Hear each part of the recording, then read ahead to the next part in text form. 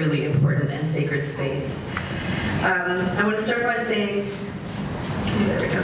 I want to say that while I'm presenting here alone, I represent my colleagues, Carla Rice and Emma Lind, and it's really important that I name this as a collaborative venture. It's been collaborative in all the best possible ways. But I want to start by just telling you a little bit about myself. That's my baby self.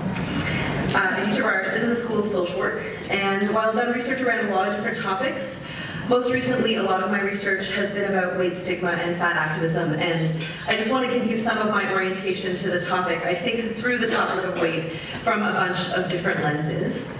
I worked for several years as a social worker in community health centers in a collaborative care model where the topic of weight came up quite frequently. I researched fat and fatness in a variety of settings, including people's lived experiences using arts-based methods, which is what I'm going to share with you today. And I also think of fat through my own life, as a racialized woman, as an aging woman, and as a parent to 4 young people with their own complex and dynamic relationships to weight. But the project that I'm going to be focusing on today is called Reproducing Stigma, and it's a CIHR-funded research grant that used interview and video making methods to investigate weight and other stigma in fertility and pregnancy care. And we recruited participants across 3 provinces, Manitoba, Ontario, and Quebec. And in the study's Ontario site, I worked intensively with 9 people to make digital stories or micro-documentaries, and that's really the substance of what I want to share with you today, so I'm going to speak a little fast in the hopes of getting through 3 of the 9 films today. So just the background, our project was born out of the understanding that debates about the risks of reproductive obesity have reinforced weight stigma and reproductive health care, with serious consequences for health, including elevated stress, misdiagnosis, and denial of care. And we also knew coming into this that the voices of those most affected by those debates, so actual pregnant and parenting fat people, were often left out of the discussion entirely. So this project was meant to recenter those voices. The project partnered with the Revision Center for Art and Social Justice to allow this amazing arts-informed work to emerge. And this is an organogram of the Revision Center, which outlines the main thematic ideas of that center: transforming professional care encounters, decolonizing educational institutions and relationships, and activating feminist disability creative research practices. So, moving back to thinking about the Reproducing Stigma project, we found that all the films that we examined looked at themes of risk, recognition, and reclamation. And I'm going to start by talking about risk, and then I'll show you our first film before moving on to the other themes.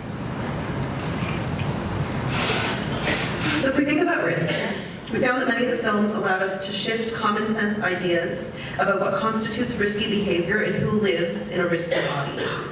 It's really important that we take sort of an analysis of what the word risk really means. It's derived from words meaning danger, inconvenience, and the loss of profit. Risk isn't about maintaining wellness. It's about avoiding inconvenience and expense. So if we think of a high-risk body as an inconvenient body, we begin to see the boundaries of risk's meaning. Convenience is about predictability, patterns, standards, and the ways we can make things uniform in their sequencing and design. And so much of our work lives and workplaces rely on that standardized design. I would argue that that falls apart when we start talking about bodies, but that it also falls apart in a lot of other ways.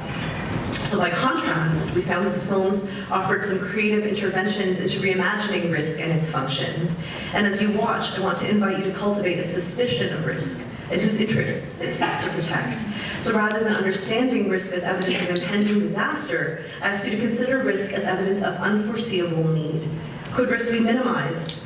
Not by changing the client or service user's body, but instead the system that cares for them. And this certainly is true when we think about stigma around weight, but of course in all of its intersections when we think about race, when we think about indigeneity, when we think about queer trans clients, that these issues only become amplified. Now, I want to say that being labeled high risk may serve some helpful functions, such as triggering the use of different clinical guidelines to better care for somebody. But the high risk label also does imaginative work. So the idea of a high risk patient distinguishes a high risk body from a body imagined to be normal, and that imaginative work of normalizing some bodies and characterizing others as risky creates a logic where mitigating risks means trying to transform that risky body back into a normal body. And that imaginative work is rooted in what we believe we can change. So if a high body mass is a risk, then we believe that it's caused by human actions rather than merely human existence, then blame for that risk can be offloaded onto the patient in a way that we wouldn't for other risk factors. So, in other words, there are risks an 80-year-old patient would face during surgery that a 25-year-old wouldn't. But we don't expect an 80-year-old to become a 25-year-old in order to limit those risks. This weight stigma that circulates in our society imagines weight to be something that can be lost.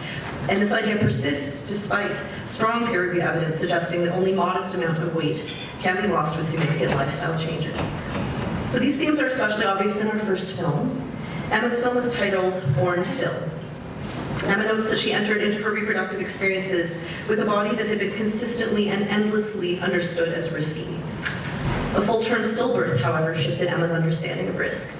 She notes that, quote, risk is not certain disaster, but it's a way of planning for disaster, whether or not it comes. Risk changes our relationship to certainty. It tries to control possibility, potentiality, by making the unknown known. So we'll screen her film now.